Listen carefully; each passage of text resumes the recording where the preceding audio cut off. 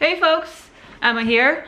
I just wanted to do a quick video and give a shout out to my 1,000 subscribers that I reached sometime last week. I haven't done a video in about 2 months, but they keep ticking up there, so thank you for watching, and I assure you I am alive and well, and I would love to do more videos, but it's really hard for me when I'm taking multiple classes in my PhD program. It's hard for me to find the time, and that sucks because I'd much rather be making videos than writing papers on the philosophy of logical positivism. I turned in a paper yesterday, so I'm taking a little break regardless of the fact that there is more papers to write. Of course, everything's behind as usual in the house. I'm thinking I might do some yard work today. You want to see the state of the grass outside.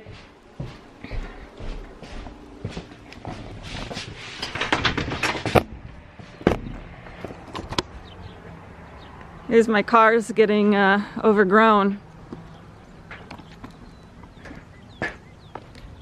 It's so lush and nice that I kind of hate to cut it down. Okay, so I actually have footage that I am still have to edit from between now and 2 months ago, but I need to put it in context for you, so I have to tell you about the letter.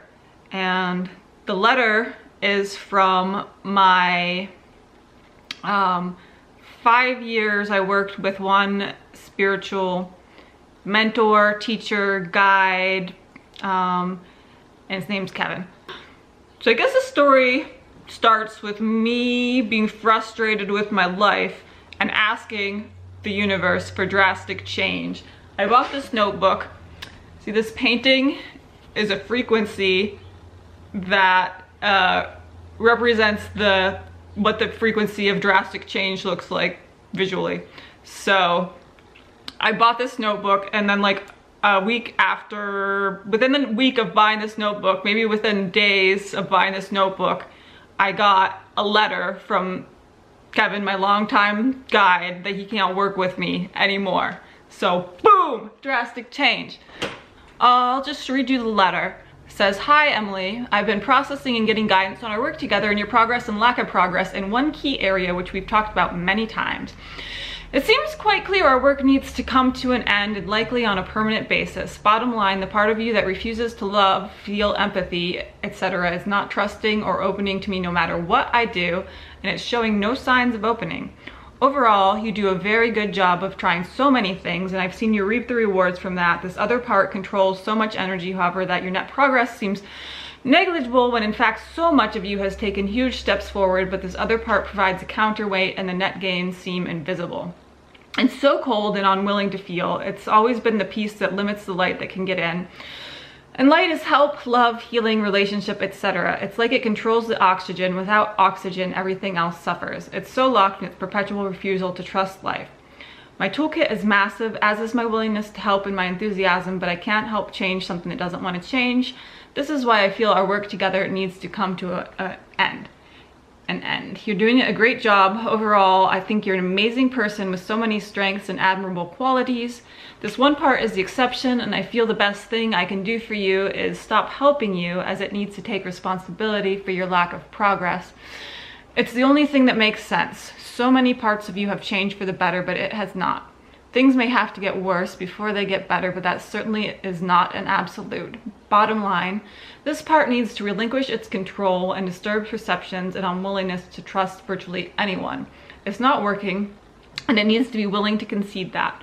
Most parts of you are very humble and open to truth. This part is not, and as I've said many times, I think it's the single biggest key to your healing because it restricts the light.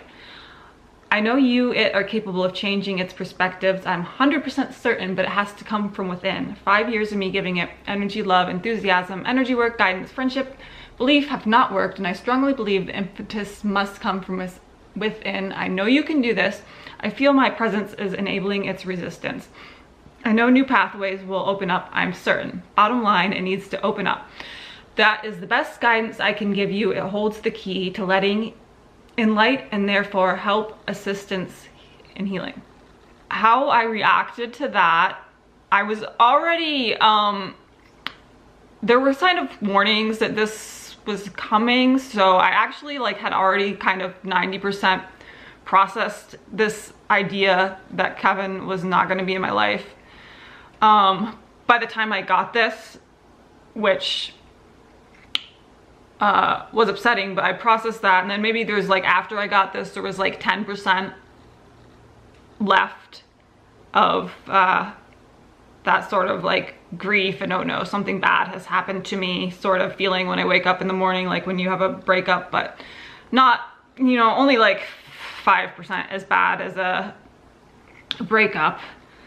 But definitely would come up a little bit, just bubble up during the day over the next couple weeks, this sort of sadness. Wasn't angry though. I'm not angry. I think it's true. The only thing that annoyed me or bothered me is that the part is something that he's talking about is like not a part that I met face to face, like in my own work interiorly, like put a name and a image to it to be able to call up that energy specifically and work on it.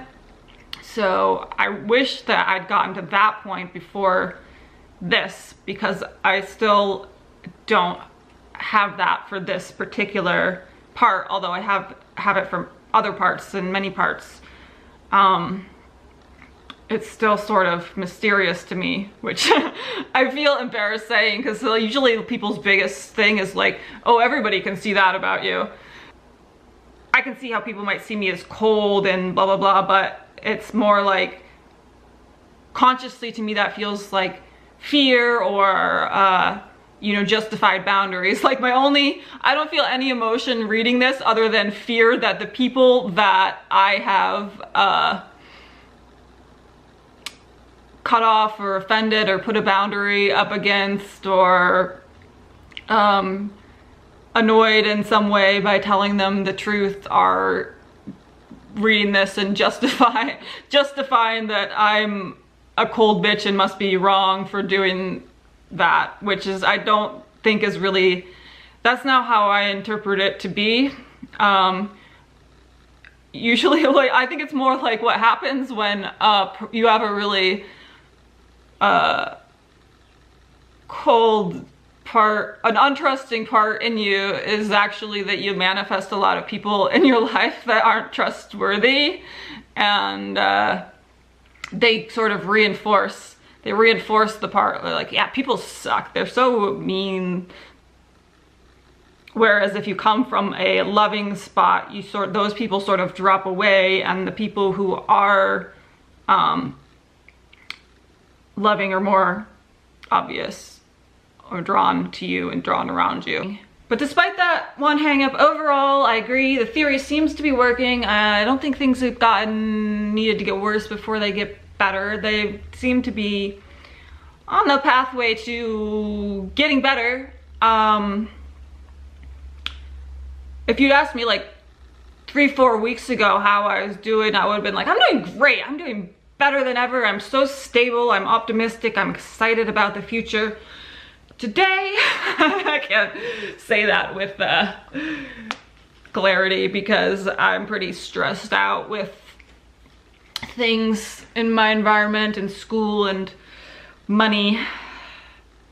So today, it's like, oh, God damn it, I wish I had Kevin to ground me and take away some of this stress, because he's pretty good at that, grounding that anxiety, and too good. I didn't really take advantage of it all the time because it would make me sleepy. All that anxiety would drain out and I'd be so sleepy and need to recover, and I couldn't afford to do it sort of living alone, having to get up and get my groceries and cook my food and, you know, do my schoolwork and all the things that I need to stay safe in a basic needs sense. So I would sort of I have to run on anxiety sometimes. Unfortunately, it sounds horrible. It sounds like it's no better than running on coffee, right? Like, if what you need to relax is to relax, you probably need to relax somehow, but I don't know what to do about that. I can see two options. One is totally believe absolutely that I need to relax and trust that somehow things are gonna work out if I take that time, and maybe that manifests some way that is gonna happen, you know, like when I got my retreat. Or I guess this is kind of the same thing. If I was really, really relaxed, I would sleep so well that I would wake up rested instead of still having chronic fatigue, and then everything would be a whole lot easier and I wouldn't need to worry about it anymore. I could just take that time, and then the future would be clear of not needing so much time to sleep anymore. But it is true that not having anybody help me has caused me to learn better how to process my own energy. When Kevin was around, he told me to do it and I'd be like, I don't understand. I don't know what that doesn't mean anything to me. Process this. And he kind of let it go, and I'd ask him how to do it and he'd just say, you just do it. You just try, just experiment. And it never worked out for me, or I didn't do anything that I gained confidence in that seemed worthwhile. But that has changed for reasons that I will explain in a different video. So despite some recent hang-ups and snafus, generally life is moving forward for me.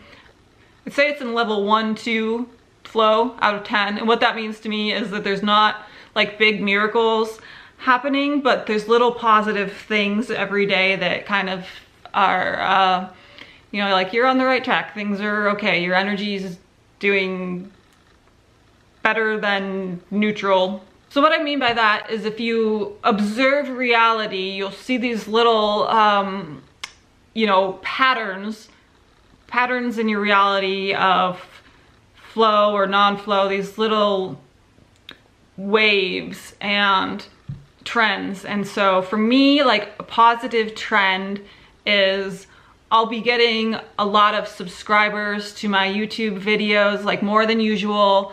I'll be getting more subs than usual to my blog newsletter.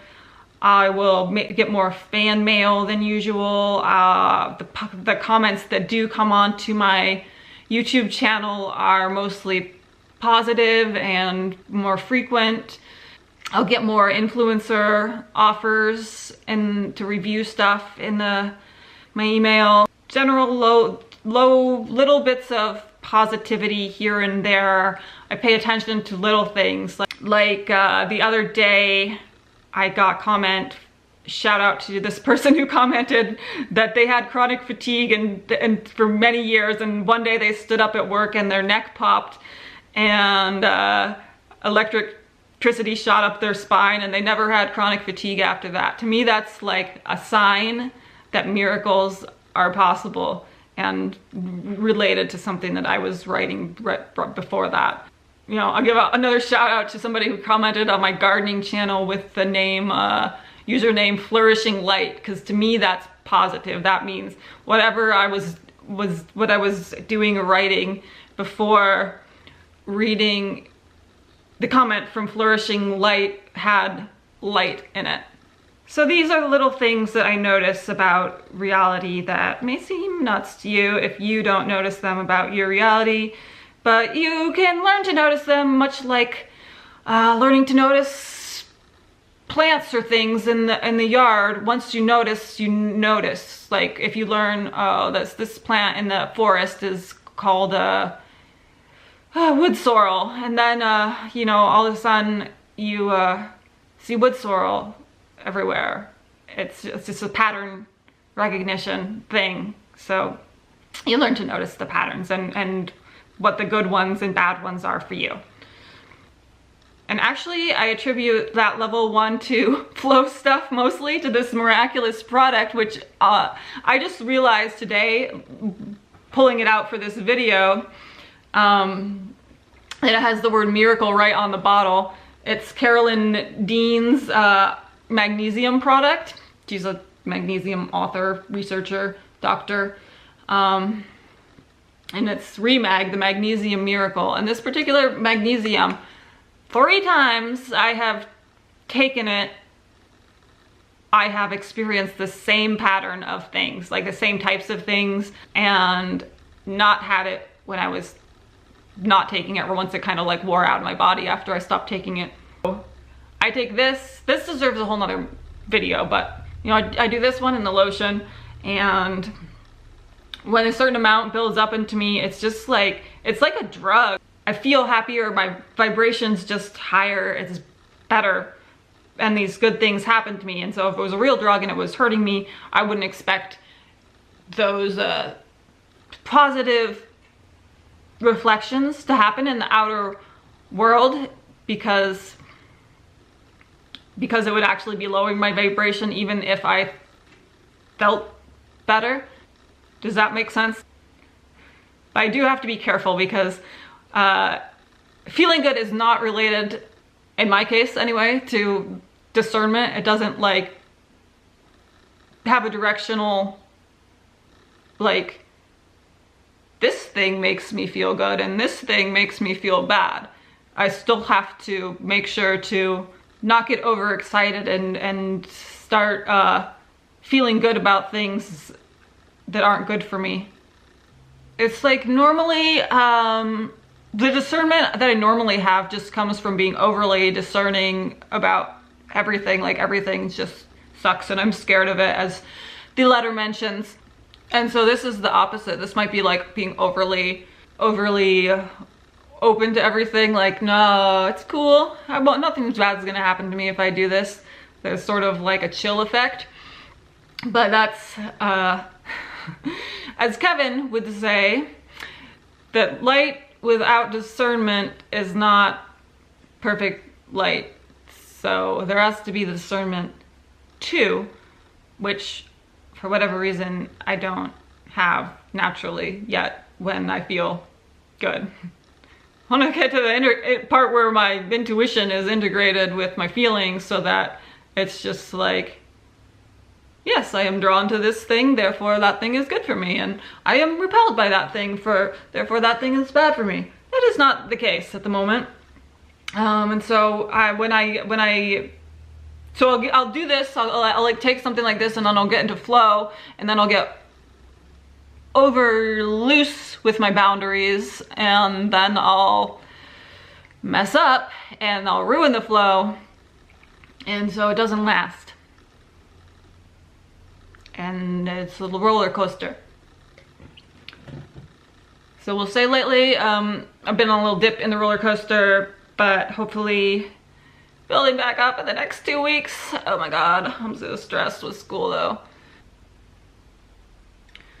So that's where I'm at. I'll leave Amazon links in case that you want to get this stuff for yourself. You feel compelled that you need magnesium. It's not for everybody. It's for me because I'm deficient in magnesium, probably, most likely. And someday I'll do a video on that, and I'll do a video on soon, hopefully in the next 2 weeks, about what's happened since the letter with the footage I have. And now we're gonna go on a walk.